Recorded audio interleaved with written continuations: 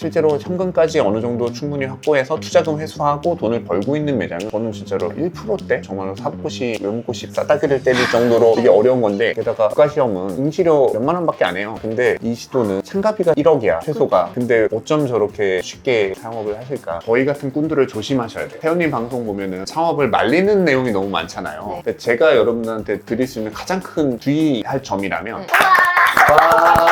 안녕하세요. 네. 네, 실물로 처음 봬요. 오늘 저도 처음 뵙고, 유명하시지만 예. 구독자분들께 소개 한 번만. 저는 공간 컨설팅의 기획 제작하고 있는 유정수라고 합니다. 반갑습니다. 저희 채널을 보셨다고 하셨어가지고. 네네네. 저 지금 나오고 있는 이제 TV 프로를 검색을 네. 하면 카페 창업 관련된 이제 컨텐츠들이 되게 많이 뜨더라고요. 아. 근데 그 중에서 이제 알고리즘 신의 선택을 받은 부르심을 받으시어 그래서 상단에 떠 계셔가지고 제가 이제 클릭해서 보게 됐는데 되게 인사이트가 넘친다. 그리고 가장 이제 저희가 충격적이었던 건 인사이트가 있는 분들이야 많이들 계시는데 이렇게 젊은 분이 어떻게 그런 인사이트를 이렇게 어린 나이에 빨리 터득했지? 그 영업이익률이랑 이런 거 분석하시는 거 보면서 되게 좀 깜짝 놀랐어요. 저는 그거 한 태연님보다 한 10년 후에나 깨달은 것 같은데 그거 10년 먼저 깨달았으니 그러면은 이분이 한 5년 좀 지나면은 얼마나 더 많은 거를 알고 대단한 걸 만들어낼 수 있을까. 그래가지고 여자 백종원이 되실 것 같다. 네, 이렇게. 제가 제일 많이 만나보신 분들 거의 40, 50대 분들이 카페 창업이나 무언가 하시려는 것 같아요. 근데 이제 이분들이 왜 경험도 안 해보고 차릴까? 라는 게 가장 컸는데 이제 알바라든 이런 데 아무 데도 안 써준다라는 거예요. 맞아요. 근데 이제 다른 쪽으로 노력할 수 있잖아요. 근데 그런 쪽으로 생각 못 해보시고 무작정 내가 차려서 해봐야겠다. 그러면은 망하진 않겠지? 라고 생각을 하시는 게 가장 문제인 것 같아요. 정말 웬만한 고시 합격하는 것만큼 어렵거든요. 지금은 고시들이 대부분 많이 없어지고 네. 남아있는 게 뭐 외무고시 정도만 이제 남아있을 거예요 아마. 근데 실제로 뭐 경쟁률은 그렇게 높지 않더라도 공무원 옛날에 한참 이제 높았을 때 경쟁률이 뭐 40대 1 막 이랬었잖아요. 근데 카페로 실제로 5년 내에 폐업하는 비율로 생각했었을 때는 거의 97%가 폐업을 하고 3% 성공하고, 근데 폐업하지 않고 5년 동안 영업했다고 해서 성공한 건 아니거든요. 그 중에서 좀비 매장들이 있어요. 그냥 운영만 하고 있을 뿐 실제로 돈은 못 벌고 있는 매장. 실제로 현금까지 어느 정도 충분히 확보해서 투자금 회수하고 돈을 벌고 있는 매장은 저는 진짜로 1%대? 이렇게까지도 극단적으로 보거든요. 그러면 100개 만들어서 1개 성공하는 거면 정말로 사법고시, 외국고시 뺨을 싸다기를 때릴 정도로 이게 어려운 건데, 이게 그런 거라고 생각하면 저렇게 쉽게 도전하실 수 있을까? 아무리 자기가 명문대 법대생이라 그래도 사법고시 준비하면 최소 2년은 준비하잖아요. 최소 천재라고 하더라도 네. 2년 만에 붙으면 정말 천재인 거지. 근데 저희 창업할 때 2년 준비하시는 분, 카페 창업할 때 별로 본 적 맞지. 없죠. 정말 길게 알아봤다 그런데 6개월이거나 이런 분들이 대부분이고, 게다가 국가시험은 응시료 몇만 원밖에 안 해요. 그러니까 떨어지면 내년에 또 보면 돼. 네, 몇만 원 내고 네. 그거에 대한 기회비용이 그렇게 크지 않아. 근데 이 시도는 참가비가 1억이야 최소가. 그렇죠. 네, 근데 어쩜 저렇게 쉽게 창업을 하실까, 그렇게 좀 생각이 많이 들어서. 프랜차이즈 창업 박람회라고 이제 코엑스에서 매년 크게 열리는 행사가 있는데 신기하게 매년 저를 불러주시더라고요. 저 근데 가서 저 프랜차이즈 하지 마시라고 왔다고. 좋아요. 아니 근데 제 강의를 안 들으시나? 아니 그 담당자분이. 너무 좋다. 네. 그러니까 저는 오늘 막으로 왔다. 음. 첫 강의 시작을 항상 그렇게 시작하거든요. 갑자기 영상 중에서 실제적으로 카페를 차렸을 때 모든 비용 다 제하고 네. 순수하게 내가 월에 한 4, 500 정도 벌면 만족한다. 그러면은 창업해도 된다. 약간 이 얘기 해주셨던 영상이 있는데 그렇게 현실적인 조언해 주시는 분이 별로 없어요. 장사 잘 되면은 그럼 다 대박 나서 네, 월 몇천씩 벌 줄 알지. 그게 아니고 진짜 현실적으로는 이거는 수지타산 전부 다 맞춰봤었을 때 4, 500 벌이야 라고 딱 생각하시고 도전을 하시면 들어가는 버젯부터 시작해서 마음가짐도 달라질 것 같아요.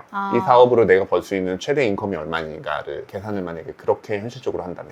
제가 이제 특히 봤던 것 중에서 특히 프랜차이즈형 매장들을 분석하는 것들을 이제 보면서 그거를 해도 잘 안 돼요, 좋아요 이런 게 아니고 네. 그 회사의 사실은 어떤 공시 자료들을 보면서 계약서와 그다음에 영업이익률이나 이런 것들 그런 걸 보면서 사실은 이제 분석을 하셨잖아요. 네. 그게 진짜 웬만한 회계사들이나 할 수 있는 거지 일반인들은 감히 생각도 못 하는 건데 어떻게 그렇게 하시는 건지 되게 신기해요. 사실 저희는 이제 기업이니까 그런 걸 다 이제 분석하면서 보고 있는 건데 저희의 뭔가 노하우라고 생각하고 있었는데 그거를 딱 이렇게 해 나가시니까는 되게 깜짝 놀랐어요. 저는 진짜 제일 화났던 게 자영업 하루를 담은 과정인데 월 1억을 판대요. 저가형 배달 카페로. 이제 근데 직원이 뭐 거기에 나오면 한 16명이 된대요. 근데 거기 인건비가 한 자릿수 퍼센테이지로 프랜차이즈 카페에 적혀 있는 거예요. 아니 방송에서 그렇게 말을 해놓고 프랜차이즈 홈페이지 딱 들어가 보면은 9%대인가? 그리고 마진 40 몇 프로 아니면 30대 후반 프로 이렇게 써 있는 게 아니 이렇게 대놓고 거짓말을 하는데도 밑에 댓글에는 정보 알려주세요. 저도 뭐 창업하고 싶어요. 이런 것들이 달려있는 게 현실이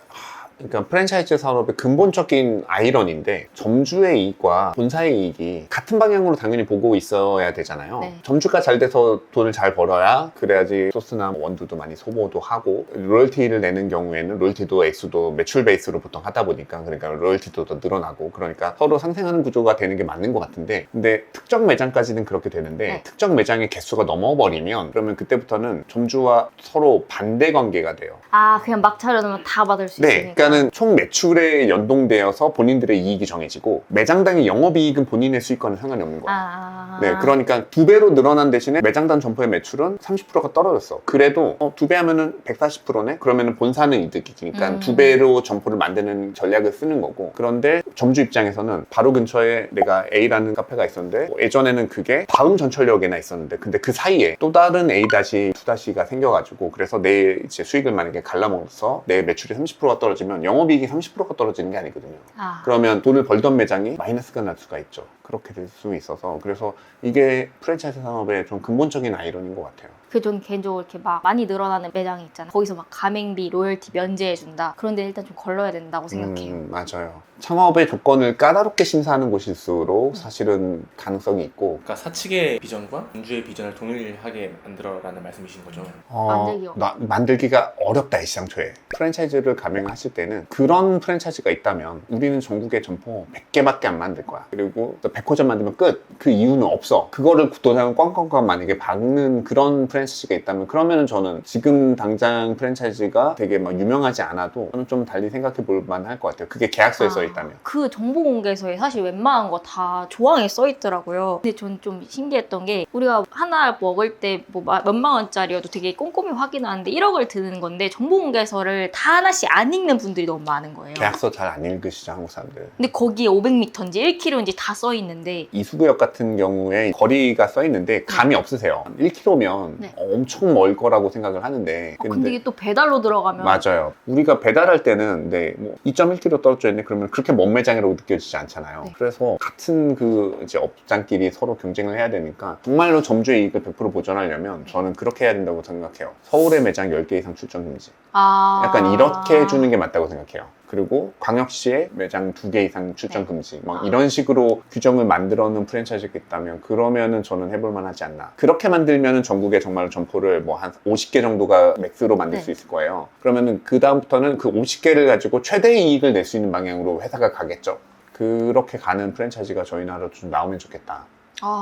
이렇게 말하면 너무 저희 회사 자랑처럼 들려서 그런데 저희가 지점을 웬만하면 안 내드리거든요. 그냥 저희 직영으로 해요 다. 근데 정말 와서 지점 너무 내달라고 이렇게 하시는 분들이 있고 그런 사장님들 사연이나 상황을 봐서 이제 몇 개를 내드렸는데 내드릴 때 그분들이 원하지도 않았는데 저희가 써드린 게 그거였어요. 광주 온천집이 있거든요. 광주에는 이 매장 하나만 광주에서 만약에 온천집 2호점이 생긴다면 사장님만 하실 수 있는 권리가 있다. 그러니까 너무 잘 돼서 2호점을 내고 싶으시면 그러면 사장님이 하셔라. 근데 다른 점주한테는 광주에 온천집을 더 안 내드리겠다. 그래서 이거를 먼저 써드렸어요. 그러니까 이러니까 점주의 이익이 저희의 이익이랑 동일화될 수밖에 없더라고요. 저희 스스로 허들을 만들어 버리니까. 네. 근데 다른 프랜차이즈는 이렇게 하기가 힘들죠. 본사가 돈을 벌기가 너무 힘드니까. 그렇죠. 우리 본사가 이제 구조가 크니까. 네. 저희도 이제 이게 메인 비즈니스가 어떻게 보면 또 아니기 때문에 그럴 수도 있는 거고. 그래서 다른 데들 이해 못하는 건 아니고. 그런데 두 개가 같이 가려고 그러면 스스로 제약을 이렇게 세게 걸어버리면 그러면은 점주가 잘 돼야 우리가 잘 될 수밖에 없다. 전 여기 와서 놀란 것 중에 하나가 첫 번째가 카페를 하려면 비까지 내려야 되는구나 라고 1차원적으로 생각을 할 수 있잖아요. 네. 그럼 이걸 어떻게 비용과 이런 걸 풀어내셨을까라는 게 궁금했는데 생각했던 것보다 되게 적은 비용을 하셨을 수 있겠다라는 생각이 진짜 별로 돈 안 들었어요. 저거 모터값이랑 저 스프링클러 다는데 해가지고서는 150만 원.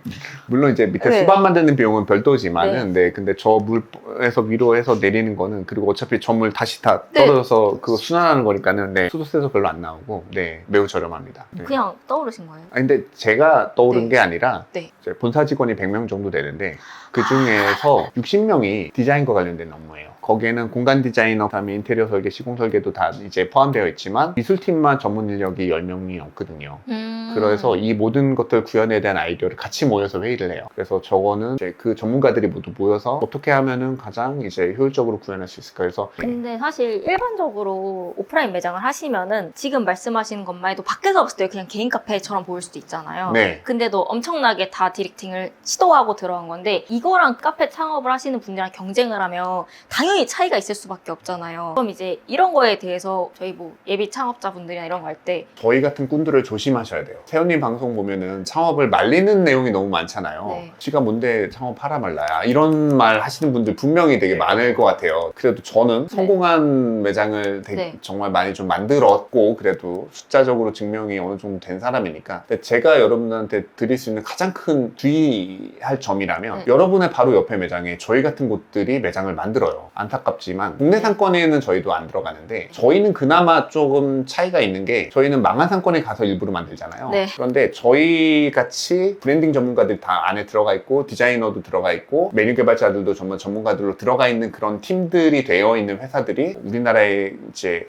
손에 꼽는 게 한 4-5군데 정도가 있고 네. 그러니까 결국 소비자들 입장에서는 개인 매장이라 사정을 따로 봐주지 않으세요. 아 여기는 개인이 만든 곳이니까 조금 더 어설프고 부족하더라도 이해해주고 가고 여기는 기업이 만든 곳이니까는 엄격하게 잣대를 내고 서로 평가를 다르게 해주는 게 아니라 나의 소중한 주말 시간을 사랑하는 지인과 함께 보낼 장소로 결국 한 군데가 선택을 받는 거잖아요. 네. 근데 그런 잘 만들어진 성공한 핫플레이스들이 우연히 그냥 만들어지는 게 아니고 정말 네. 그 뒤에 엄청나게 철저한 계산과 기획과 설계 끝에 그게 완성이 되는 거예요. 랜덤하게 누군가 100개 차렸는데 그 중에서 운 좋은 한두 개가 성공하는 게 아니고 반드시 성공할 매장이 성공해요. 그게 갈수록 더 심해지는 것 같아요. 어떤 가게가 만들 때 이미 기획 단계에서 성공할지 실패할지가 정해져 있어요. 정말 힙한 그 줄 서는 매장들을 네. 만드는 대표님들 이렇게 만나면 우리 새로 무슨 브랜드 기획해. 그래서 간단한 기획에 대해서만 이렇게 들어도 이거 성공하겠다. 그러면 반드시 성공해요. 거의 예외가 없어요. 그래서 저희 회사 입사하는 친구들 중에 퇴사 이후의 꿈이나 미래의 어떤 자신의 인생 계획에 대해서 네. 물어봤을 때 여기서 창업의 노하우를 내가 한껏 배워서 나중에 창업하는 게 꿈이라는 친구가 사실 되게 많아요. 저희 입사하는 사람 중에. 그런데 대부분 한 1년 다니잖아요. 그러면 내 인생에 창업은 없어요. 너무 좋은 회사네요. 만드는 걸 보니까 도저히 개인이 할 수 있는 일이 아니야. 이렇게 많은 전문 인력들이 같이 힘을 합쳐서 하나의 브랜드를 만들어 나가는데 근데도 이렇게 난관이 많으니 주변 지인이 카페 창업을 하겠다 그러면 뭘 하실 거예요? 정말 저희 매장 중에서 15평짜리 매장인데 영업이익이 6천만 원 나오는 데가 있거든요. 그런 거 보면 눈 뒤집히는 분들이 있어요. 저 조그만 매장 하나 돌려가지고 1년에 영업이익이 7억인데 생각해보면 내가 7억의 연봉을 받으려면 서울대 로스쿨을 가서 김현장 같은 이제 최고의 로펌에 가가지고 거기서 파트너 변호사가 돼서 거기서도 좋은 성과를 내야지 받을 수 있는 연봉인데 그거를 고작 카페 하나 해서 돈 버네? 이렇게 생각을 하니까 근데 그게 빙산의 일각이다. 15평짜리 매장을 국내 최고의 기획자들이 앉아서 그거를 만든 거다. 15평짜리에서 작동하게끔. 네, 이제 많은 사람들이 그걸 보고 얼마 들였어요? 얼마 나와요? 이것만 보는 것 같아요. 그 이전에 이걸 만들기 위해서 얼마나 많은 인건비와 노동력이 투과되어 있는지가 안 보이니까. 네, 개인 매장이 반드시 실패한다고 보진 않아요. 저도 개인 매장이었던 시절이 있었고 거기서 성공해서 지금으로 온 거거든요. 근데 주의는 하셔라. 옆에 있는 그런 잘 나가는 브랜드들은 내가 생각하지 못한 되게 디테일한 요소까지도 철저하게 기획된 상품이다. 그리고 그 기획에는 우리나라 최고의 전문가들이 뒤에 포진하고 있고 그래서 그런 신화들을 만들어낸다. 뭐 100을 팔아서 한 달에 5억씩 벌고 막 이러는 신화들이 그래서 사실은 이제 벌어지는 일이다. 사실 가장 중요한 건데 어쨌든 다 기획을 하고 들어가는 거잖아요. 근데 이제 많은 분들이 시작을 하고 기획을 하는 게 제일 큰 문제인 것 같아요. 그쵸. 호우주의보 같은 경우에 3년 전에 만들어진 기획이었는데 이 호우주의보를 만들 적합한 공간이 있어야 되는데 건축을 새로 하든지 아니면 그런 공간 구조 중앙이 뻥 뚫려 있는 무언가 구조의 앞에 통창으로 쫙 되어 있는 그런 구조가 있어야 되는데 근데 그런 건물이 없었어요. 그래서 3년간 그냥 이렇게 처박혀 있다가 이 건물을 만나고 3년 만에 실제로 구현이 되게 된 거죠. 근데 저희는 이제 그런 브랜드가 한 20개 정도 책상에 잠자고 있어요. 주인을 찾아서. 하나의 브랜드를 기획을 할 때 몇 명 인원들이 투입이 되고 초기에는 딱 6명 정도 세팅돼요. 최종 완성단에 가면은 이제 더 명수가 막 늘어났지만 초기 기획단에서는 보통 6명 정도가 딱 회의에 참석하는 것 같아요. 작업 분야는 카페면은 헤드 로스터분 아니면 헤드 바리스타 아니면 미트롤로지스트 네, 3분 중에서 1분이랑 다음에 제과 제빵 장 2분 중에서 1분 그 정도가 같이 합류된 상황에서 공간 디자이너 그리고 브랜드 디자이너 그리고 미술팀 그리고 전체 PM 네, 이렇게 6명이서 처음에 브랜드 기획 회의를 시작을 하죠. 그렇게 해서 브랜드가 처음 출발을 하게 돼요. 많은 분들이 임대차 계약을 제일 먼저 하잖아요. 근데 그게 아니라 어떤 걸 누구한테 어떻게 팔 것이냐 이거에 대해서 완벽하게 한 다음에 그렇죠. 상권을 찾으시는 장사는 맹모 삼천지교라고 맹자 어머니가 면학 분위기가 좋은 곳을 따라서 3번 이사를 가잖아요. 내 아이템을 팔기 좋은 곳을 찾아서 떠나셔야지. 많이들 하는 실수가 내가 장사하기 편한 곳을 찾아요. 내 집 근처, 내가 잘하는 동네, 내가 잘하는 상권. 전혀 상관없어요. 장사를 잘하는 데는. 그건 전혀 상관없어요. 아이템이 먼저 중요하고 그 아이템에 맞는 공간을 찾으셔서 떠나셔야 돼요. 사람들이 가다 보는 걸로 현혹돼서 매장에 들어오지 않아요. 대신에 메인 상권으로부터 10분은 넘지 않는 게 좋다. F&B 사업을 하기에는 기대 임대료가 평당 10원 정도가 마지노선이라고 생각해요. 그것보다 높으면 계약하면 안 된다고 생각해요.